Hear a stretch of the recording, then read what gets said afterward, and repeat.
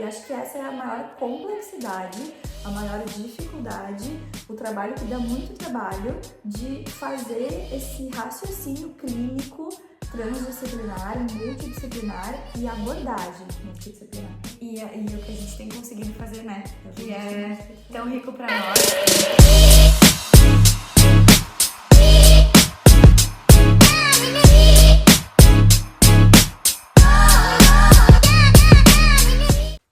Olá pessoal, tudo bem? Estamos aqui para o nosso segundo episódio, dando continuidade no assunto anterior. Nós falamos a respeito das questões de epidemiologia e diagnóstico das crianças portadoras da síndrome do respirador bucal. E hoje eu estou aqui novamente com a doutora Bruna Butzky, otorrinolaringologista, e a gente vai abordar quais são as principais razões, as principais causas de obstrução nasal em crianças e formas de tratamento, né? Isso aí. Então, quando o paciente chega no consultório com essa queixa de respiração pela boca, o que a gente precisa avaliar, né? Então, a primeira coisa, a gente precisa avaliar o nariz da criança, porque a gente sabe que a principal causa de respiração bucal na infância é a rinite alérgica, principalmente aqui na nossa região, onde a gente tem uma prevalência muito alta desse problema de saúde. É uma das principais causas, então, e que a gente consegue perceber pela história clínica do paciente e também pelo exame físico. E às vezes é uma surpresa para as famílias, porque eu pergunto, tem rinite? E as pessoas dizem, não, porque não tem aquele sintoma da coceira, do espirro, do lacrimejamento, que é o típico São os rinítico, mais né? clássicos, né? Exatamente. Mas às vezes a criança tem os sintomas obstrutivos da rinite. Então é uma criança que a gente olha dentro do nariz e vê um inchaço das estruturas, né? A gente vê que falta espaço dentro daquele nariz e a gente consegue, pelas características ali da mucosa, do tapetinho que reveste o nariz, saber se isso pode ter uma causa alérgica ou não, né? Então, muitas vezes a gente examina e diz, ele tem rinite, e as famílias ficam, como assim? Ele não se coça, ele não espirra, mas não é só isso, né? As crianças podem ter só essa manifestação mais obstrutiva. O que acontece? A gente tem dentro do nariz os cornetos, que são tipo umas salsichinhas assim que a gente tem lá dentro e que acabam inchando e ocupando o espaço de onde o ar deveria passar. Além disso, a rinite também faz com que a criança tenha mais secreção, que contribui ainda mais para a obstrução. E a gente sabe que o tratamento, a rinite, ela é uma doença crônica e ela tem tratamento clínico. A gente faz o tratamento com medicamentos, preferencialmente com medicamentos tópicos, sprays no nariz. Aqueles antialérgicos que a gente escuta, que a gente conhece, que são xaropes, eles não ajudam tanto na questão da obstrução, eles ajudam mais nos sintomas irritativos, né? Na coceira, no espirro. Então, quando a gente tem os sintomas obstrutivos, em geral a gente lança a mão desses tratamentos com sprays e, claro, a lavagem nasal também, né?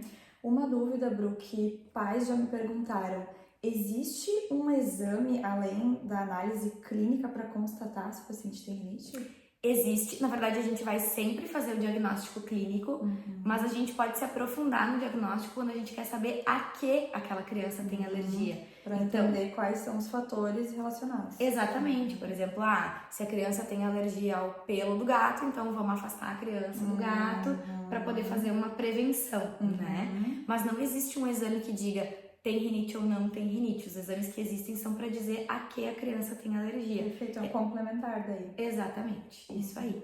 Então, a criança que a gente percebe que tem rinite, a gente já começa o tratamento, mas a gente também precisa investigar outras causas, né? A segunda causa de obstrução nasal em crianças é o aumento das adenoides, conhecida popularmente como carne esponjosa, né? Que é uma carninha que mora lá no fundo do nariz, na divisão entre o nariz e a boca, e que ela tem uma tendência de aumento na primeira infância. Então, as crianças ali entre 1 e 6 anos de idade, elas têm um aumento desse tecido e ele é um dos principais também causadores dessa obstrução. A gente sabe que a adenoide, ela responde também ao tratamento da rinite. Então, é mesmo? Exato. Crianças que têm rinite e que tratam a rinite, elas também têm uma melhora do tamanho da adenoide, da obstrução causada pela adenoide. Não sabia. Isso. Por isso que sempre antes de indicar uma cirurgia, não significa que a criança ter adenoide, ela vai precisar de cirurgia, né? A gente tenta um tratamento clínico antes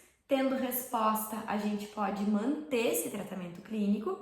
Não tendo resposta, a criança vai ser candidata à cirurgia. Uma dúvida que as famílias sempre me perguntam, né? A gente escuta falar que a adenoide ela vai reduzir com o tempo. E isso é verdade, tá? Existe uma tendência de, ali pelos 7 anos, a adenoide ela para de crescer, lá pelos 10, 12 anos ela começa a evoluir. E eu escuto muito, inclusive ontem eu atendi uma paciente com 11 anos que escutou que deveria esperar porque a adenoide ia reduzir com o tempo. E é muito triste, assim, porque a criança vai esperar reduzir sofrendo, né? Quanto tempo a gente vai deixar aquela criança respirando mal, roncando, tendo todos os prejuízos, consolidando o crescimento ósseo errático, né? Porque a gente sabe que ela vai acabar sumindo com o tempo, né? Então, essa menina que eu atendi ontem era uma menina de 11 anos, que ficou, sei lá, 9 anos esperando a adenoide reduzir, não reduziu, vai ter que fazer cirurgia, mas tem um monte de outras consequências. Sim, né? já teve outras consequências, outras compensações, impacto funcional, impacto no crescimento, né? E um custo importante na vida. Exato. O tratamento também fica cada vez mais complexo, né? Cada vez Porque mais complexo. agora a gente tem certeza que não é só tirar essa adenoide. Tem muitas outras coisas a serem feitas, né? E outra coisa também que a gente escuta muito é: ai, mas a adenoide pode voltar, então não vou tirar. Tá, mas então nós vamos deixar essa criança sofrer. Ruim. Vamos deixar ruim, porque pode ser que volte, né? E sim, a adenoide pode voltar depois da cirurgia, especialmente se a gente faz a cirurgia numa idade muito nova, né? As crianças mais novinhas têm uma chance maior de voltar a ter crescimento desse tecido, mas não necessariamente vai ser uma adenoide que vai precisar ser reoperada, né? Claro que controlar as infecções respiratórias de repetição, controlar a rinite alérgica ajuda a essa adenoide não ter uma tendência de voltar, mas pode, só que a gente precisa assumir esse risco sob pena de deixar a criança com vários outros prejuízos por não ter intervido na adenoide. Sim, né? os problemas. E aí também tem a terceira causa de respiração oral e roncos em crianças, que é a hipertrofia de adenoides com hipertrofia das amígdalas, né? Que também é algo que a gente precisa prestar atenção. Existem indicações muito precisas de cirurgia das amígdalas, né? E a principal indicação é a criança que ronca e tem apneia do sono com a rinite controlada, né? Então a gente vai indicar cirurgia para aquela criança que tá em tratamento de rinite, tá com o nariz zerado e segue roncando e tendo apneia. Então, essas são as áreas da otorrino onde a gente consegue atuar no respirador bucal, a gente consegue melhorar o espaço dentro do nariz para o ar passar, né? Mas a gente vinha conversando já antes sobre como não é muitas vezes tão simples, não é só abrir espaço e a criança automaticamente vai respirar pelo nariz, porque tem várias outras questões que podem estar envolvidas, especialmente se essa criança é uma criança que respirou muito tempo pela boca. Então, quanto mais idade a criança tiver quando a gente for intervir, mais prejuízos ela vai ter e mais tratamentos ela vai precisar. Mais acomodada, mais condicionada naquele, né, modelo de respiração, ou mista, ou exclusivamente pela boca. A musculatura da boca tende a ficar flácida, mantendo aquela boquinha sempre aberta. Muitas vezes uma anquiloglossia, uma língua presa, pode também trazer algum impacto, mantendo aquela língua mais para baixo e favorecendo a entrada de ar, né, a facilidade do ar entrar pela boca. Formato dos ossos, o céu da boca muito profundo. Então, realmente é um trabalho de investigação, né? E a gente precisa ser assertivo no diagnóstico para ser assertivo também nas condutas terapêuticas. E, Bru, o que costuma ser o tratamento para rinite? Um tratamento inicial, assim, como que funciona? Eu sempre explico que o tratamento da rinite é uma escadinha, tá? E a gente vai tentar sempre ficar no primeiro degrau, tá? Então, rinites alérgicas, o primeiro degrau do tratamento é a higiene ambiental, né? O ambiente que aquela criança passa a maior parte do tempo precisa ser um ambiente livre de tapete, cortina, bicho de pelúcia, coberto de pelo. Precisa ser um ambiente arejado, um ambiente que pegue sol. O que, vamos combinar, tem sido muito difícil aqui na nossa região nos últimos tempos, né? A gente tem tido um clima muito úmido, tem mofo em todos os lugares, então a gente já parte do prejuízo porque é difícil controlar isso, né? Então, o segundo degrau é lavagem nasal, tá? E a lavagem nasal, a gente tem uma ideia de que ela tem só um papel de tirar a secreção do nariz, né? Porque os vídeos que a gente vê realmente são saindo aquela catarreira, é lindo, dá um alívio, mas não é só isso. A lavagem nasal, ela tem um papel fundamental na estimulação do batimento mucociliar. O que é isso? Todos nós produzimos muco no nariz, não só quando a gente está resfriado, o dia inteiro. E esse muco, ele é manejado pelos cílios que a gente tem na nossa mucosa, que vão varrendo esse muco para dentro e a gente vai engolindo sem nem perceber ao longo do dia. Então, desse batimento mucociliar depende o funcionamento ideal do nariz. E a lavagem nasal, ela estimula esse funcionamento. Então, o nariz precisa ter uma função de filtro, né? Ele aquece, umidifica o ar, filtra partículas, filtra vírus, filtra bactérias. Mas se esse batimento mucociliar ele não está otimizado, a gente não vai ter esse filtro tão funcionante. Então, a lavagem nasal, ela estimula isso. E no paciente que tem rinite, ele já tem prejuízo desse funcionamento. Então, a lavagem nasal é o primeiro passo para a gente botar esse nariz para funcionar. O próximo degrau é a gente associar sprays nasais com corticoide. E é uma dúvida muito frequente no consultório. Ai, mas corticoide, a gente escuta falar que é perigoso e tudo mais. O corticoide nasal, ele tem absorção quase que exclusivamente local. Muito pouco dele vai para o organismo. É mais uma ação local mesmo. É ínfima a absorção. Então, existem estudos validando o uso de corticoides nasais a longo prazo, né? Então, é um medicamento super seguro que vai fazer efeito aqui. Os primeiros corticoides que surgiram, eles não eram tão modernos nesse sentido, então eles tinham sim uma absorção sistêmica maior e uma absorção local menor, mas hoje em dia a gente tem medicamentos super modernos que ficam só no nariz mesmo, então dá pra gente usar a longo prazo tranquilamente. E isso é uma coisa interessante, tá? Às vezes a gente pega paciente que faz tratamento de 30 dias e acha que tá tudo bem, né? Que tá resolvido. Não, rinite é uma doença crônica e precisa de um tratamento contínuo. Eu sempre comparo a rinite com pressão alta. A pessoa que tem pressão alta, ela não espera a pressão subir para tomar o remédio. Ela toma o remédio todos os dias para controlar, para que a pressão não suba. O paciente que tem rinite, ele precisa de tratamento contínuo, né? E que é uma tendência, né? Melhorou minimamente o sinal e sintoma, eu vou lá e interrompo. Exatamente. A gente até faz combinados de algumas épocas que são menos sintomáticos, tentar parar o uso e depois retomar, né? Mas é importante a gente ter esse entendimento de que é algo pra vida e não algo que vai ser feito por um pequeno período, né? Depois, o próximo degrau seriam tratamentos medicamentosos. E para o paciente que não tem resposta com tudo isso, aí sim a gente cogita a imunoterapia, que é aquelas vacinas para tratamento de rinite que são indicadas na falha dos outros tratamentos. Então, a vacina de rinite, ela não é para todo paciente que tem rinite. Sim, tentamos de tudo, não foi possível, a gente vai para uma última etapa. Exatamente. E quando a criança, por exemplo, ronca, tem respiração oral e ela tem adenoide e rinite, a gente trata a rinite e ela melhora. O que a gente faz? Os pais me perguntam, tá, e agora? A gente segue usando o spray e vai acompanhando o crescimento da criança, porque a gente sabe que à medida que a criança for crescendo e for tendo crescimento transversal, aquele nariz vai aumentar, aquela adenoide vai reduzir e já não vai mais impactar tanto na respiração. Então, eu vejo que às vezes tem pessoas que têm medo de levar a criança a consultar porque tem medo de cirurgia, mas tem muita coisa que a gente pode fazer até chegar numa cirurgia. E mesmo que precise de cirurgia, é uma cirurgia tão simples, tão tranquila, com pós-operatório tão fácil, que eu vou te dizer que eu escuto de 100% das famílias. Por que eu não fiz antes? Sabe? Porque já percebe, né, no pós, imediatamente uma mudança, né? Exato, imediatamente. Dorme melhor, respira melhor, se desenvolve melhor, né? Faz tudo de uma nova vida, né? Uma nova vida. Mas aí, operamos a criança. Retiramos as amígdalas, retiramos as adenoides e a criança não tá respirando pelo nariz. Segue com a boca aberta. O que a gente faz?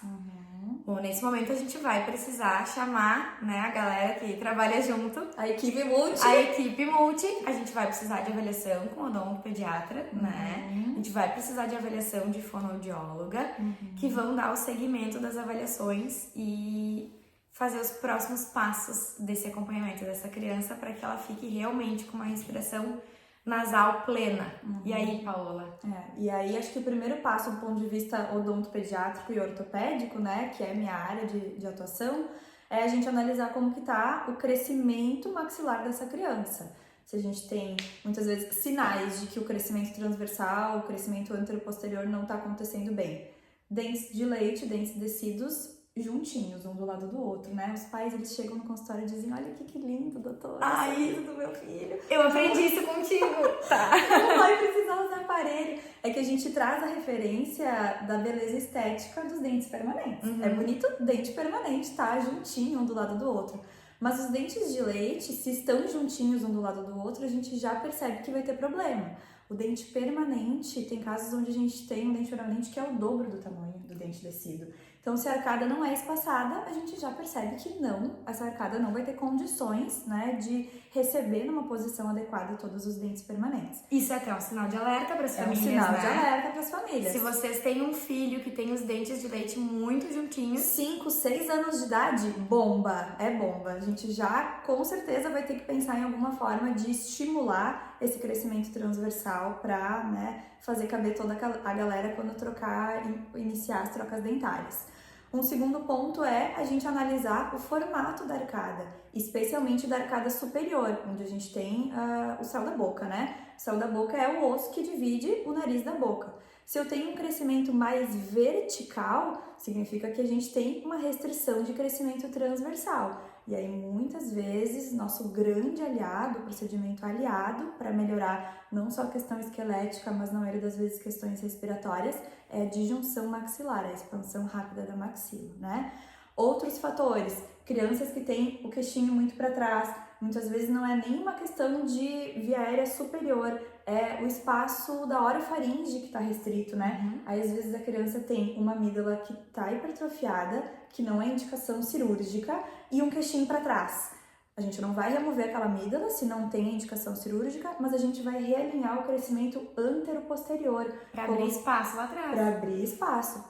Até porque quando a gente deita, e aí você me corrige se eu estiver errado, a gente naturalmente tem uma redução desse espaço, Exatamente. né? O espacinho lá da garganta. E aí quando dorme, relaxa a musculatura, é tudo músculo ali naquela região, fecha. E aí fecha com maior facilidade. E aí você tem uma amígdalazinha aumentada, já tem o queixo mais para trás, já tem esqueleticamente esse espaço menor, o combo pra gente ter, né, episódios de ronco e apneia obstrutiva.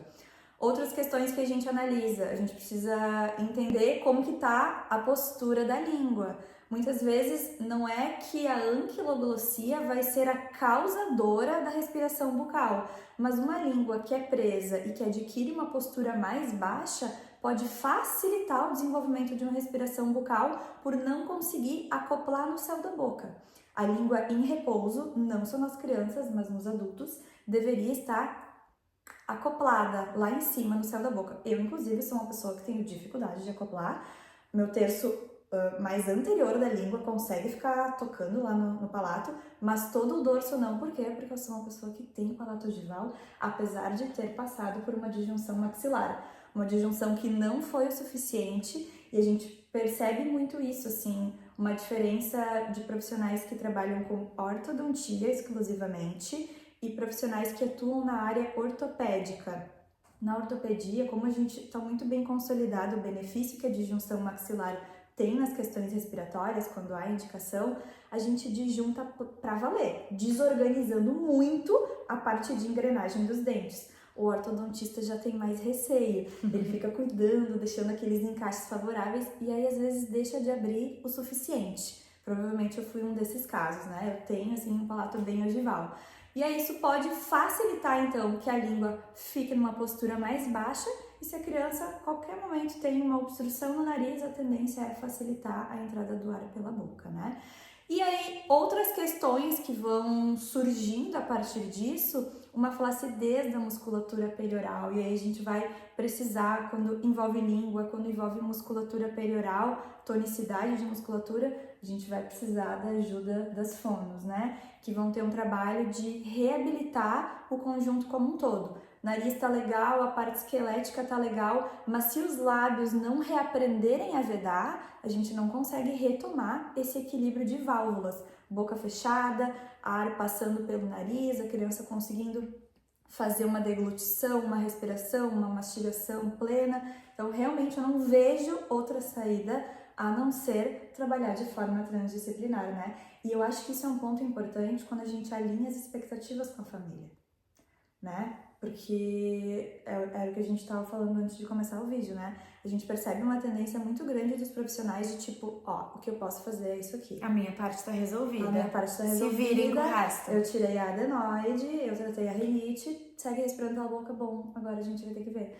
E não, né? A gente deveria buscar a solução completa dos problemas, né? Não só cada um cuida do seu quadrado. E acho que essa é a maior complexidade, a maior dificuldade, o trabalho que dá muito trabalho de fazer esse raciocínio clínico transdisciplinar, multidisciplinar e abordagem multidisciplinar. E o que a gente tem conseguido fazer, né? Que é tão rico pra nós. E a gente tava falando pra Paula sobre como eu aprendi com ela desde que a gente começou a trabalhar juntas. Como a gente aprendeu uma com a outra, né? Isso, mas assim, como a gente cresce, como pra nós, como profissionais, é maravilhoso.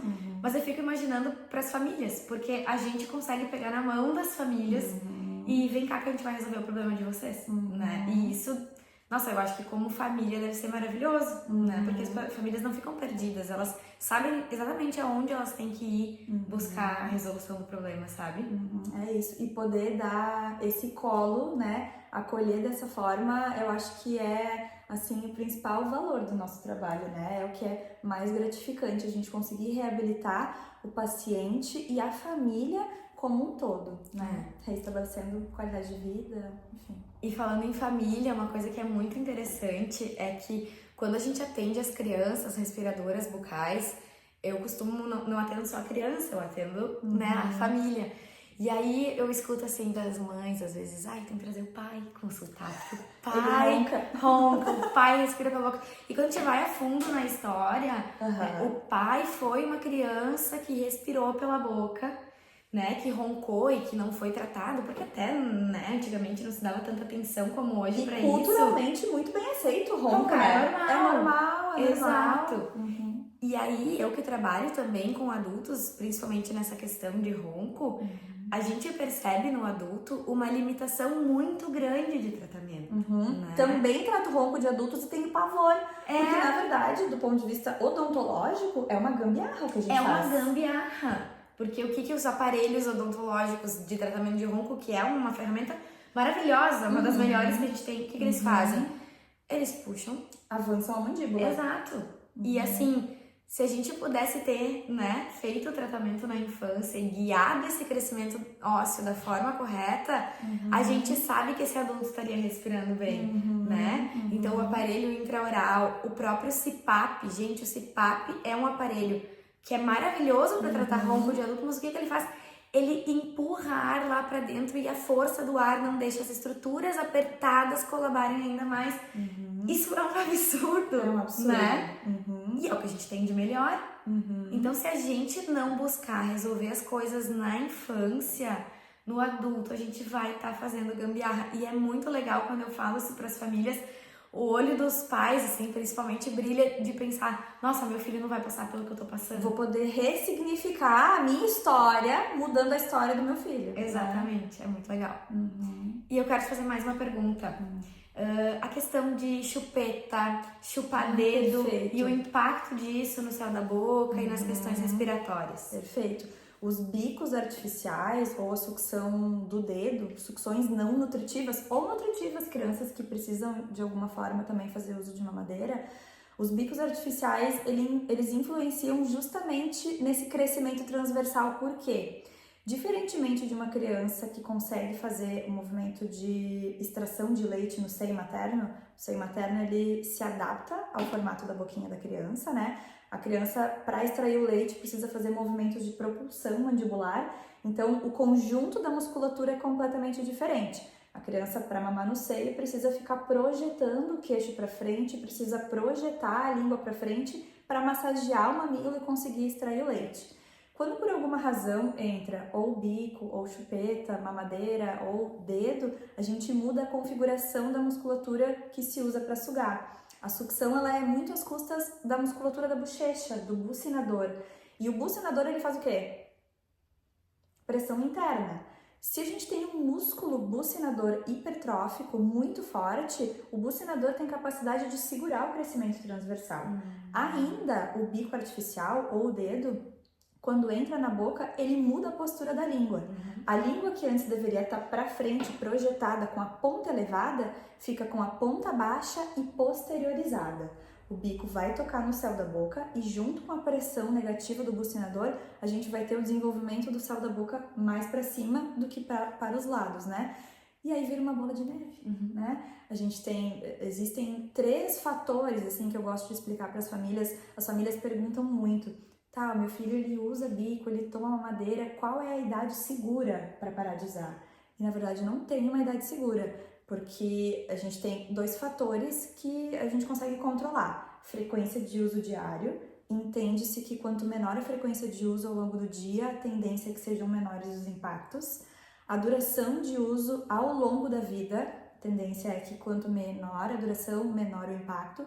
Mas o terceiro fator a gente não controla, que é a intensidade de sucção de cada criança. Tem criança que fica ali o tempo todo sugando, tem um tônus muscular muito forte. E aí a gente vê crianças que sugam de uma forma muito intensa por 1 ano, podem ter um impacto no desenvolvimento maior, um impacto negativo, do que crianças que usam de uma forma mais controlada por 5 anos.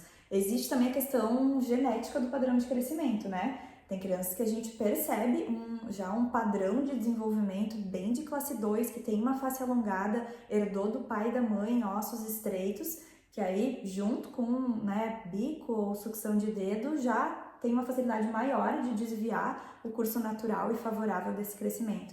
Então, não existe, infelizmente, idade segura e também não existe um bico que seja melhor do que o outro. Ai, mas tem o bico ortodôntico, ai, mas tem a mamadeira, a pétala da Vente, não sei o que lá, não sei o que lá. Existe muito uma questão de marketing da indústria, né, para tentar fazer a venda dos produtos, mas a gente também não tem esse dado na literatura. Entende-se que todos são ruins. Parece que quanto menor, menos pior, mas esse dado ele não existe na literatura. É muito mais uma percepção clínica, né? Então a sugestão sempre é tentar estabelecer um aleitamento materno dentro do que for possível, tentar evitar oferta de bicos, quando por alguma razão se precisou, porque sempre vai ser uma decisão do núcleo familiar, né? O que a gente está aqui fazendo é disseminando informações, mas lá dentro da casa de cada um é a família que decide, até porque às vezes a gente sabe que a chupeta, ela calma, é uma questão de sanidade mental para a família, né? Então, assim, cada contexto é um contexto, a gente trabalha com contenção de danos, né? Sim. Quando precisa. Mas a ideia é tentar remover o quanto antes pra gente, muitas vezes pode acontecer do crescimento se reorganizar, como a criança passa por vários picos de crescimento importante. Às vezes, quando a gente remove o estímulo, o sistema consegue se reorganizar, ou então a gente já pensa numa forma, o quanto antes, de tratar para redirecionar esse crescimento e correr atrás dos impactos negativos. Legal. Então, os bicos artificiais, eles podem trazer esse malefício e muitas vezes é uma criança que não tem a língua presa, não tem uma anquiloglossia, mas adquiriu uma postura de língua baixa e uma língua mais flácida pelo uso de bicos artificiais ou sucção de dedo. Legal. Então, são questões importantes da gente avaliar. Ótimo. Acho que a mensagem principal é que quanto antes, né, em tudo, né? Todas as áreas, né, seja uma rinite, uma adenoide, uma chupeta, quanto antes a gente estiver atento para isso, maiores vão ser os benefícios e menores as necessidades de intervenção, né? Menores as intervenções, menos complexas as intervenções. E menos sofrimento para a criança também, né? Porque a gente sabe a importância que a respiração nasal plena tem no desenvolvimento das crianças. A gente sabe da relação íntima entre a respiração nasal plena e a qualidade do sono. E hoje a gente sabe da importância do sono para tudo, né? Nossa, para tudo. A gente sabe que o sono é importante para o aprendizado, é importante para o crescimento, para nossa relação com a alimentação. A gente sabe que dormir mal impacta em risco à saúde cardiovascular, né? E risco de inúmeras doenças. A gente sabe o impacto do sono na imunidade das crianças. A gente está sempre preocupado em vitaminas e melhorar a imunidade. Nada tem o efeito na imunidade quanto uma noite de sono bem dormida. Tem estudos que avaliam a resposta a vacinas em crianças que tiveram uma boa noite de sono e que não tiveram uma boa noite de sono antes da vacina. Nossa. E a resposta é menor naqueles que não dormiram bem. Então, na verdade, a gente fica buscando, às vezes, uma solução mágica, né? Imediatista, fácil, polivitamínico, me dá um remédio para imunidade.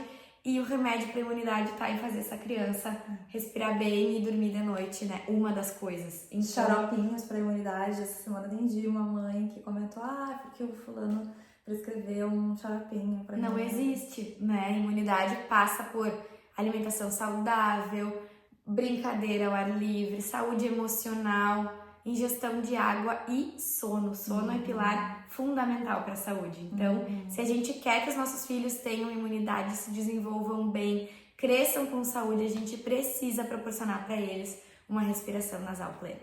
Que legal, maravilha. E qual vai ser o assunto do nosso próximo episódio? Ai, pois é. Eu acho que vocês poderiam colocar aqui nos comentários sugestões de assunto dentro do que a gente tem da nossa equipe, né, de especialidades aqui da nossa equipe e também convidados, né? Porque a nossa ideia é desmistificar aí as tretas do desenvolvimento infantil, convidando colegas que podem trazer grandes contribuições. Então deixa aqui nos comentários sugestões para nossa sequência de vídeo. Espero que vocês tenham aproveitado, porque a gente aproveitou bastante. Adorei. Mais uma vez. Até a próxima. Até. Beijo.